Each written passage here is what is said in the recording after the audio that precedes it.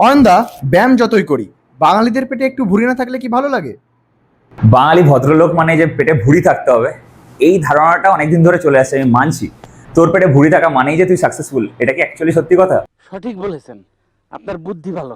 তুই সারাদিনের কাজকর্ম করতে গিয়ে হাঁপিয়ে যাচ্ছিস, হাঁটুতে ব্যথা করছে, কোমরে ব্যথা করছে, তোর কোলেস্ট্রল লেভেল বেড়ে যাচ্ছে, ইনসুলিন রেজিস্ট্যান্স বেড়ে রয়েছে। এগুলো কি সত্যি করে সাকসেসের পরিচয় দেয়? নিজের ছেলে মেয়ের সঙ্গে ঠিকমতো খেলতে পারছিস না, বাইরে স্পোর্টস অ্যাক্টিভিটিসে পার্ট নিতে পারছিস না, বাজারে গেলে হাঁপিয়ে যাচ্ছিস, ভাবছিস যদি আজকে স্ট্রোক হয়ে যায়, তাহলে কি সত্যি করে তুই ফিট? মানছি তুই সারাদিন বসে কাজ করছিস, you maintaining a very good lifestyle, you going out with your friends, drink করছিস, বাট একবার নিজের ব্লাড মার্কাসগুলো চেক করে দেখতো। তোর কি সত্যি ওয়ারিড হওয়ার দরকার নেই যে তোর শরীরটা তোকে কোথায় নিয়ে যাচ্ছে? এখনো দেরি হয়নি, একটা ভালো হেলদি রুটিন ফলো কর, ভালো খাবার দাবার খা, ট্রেনিং কর একটুখানি।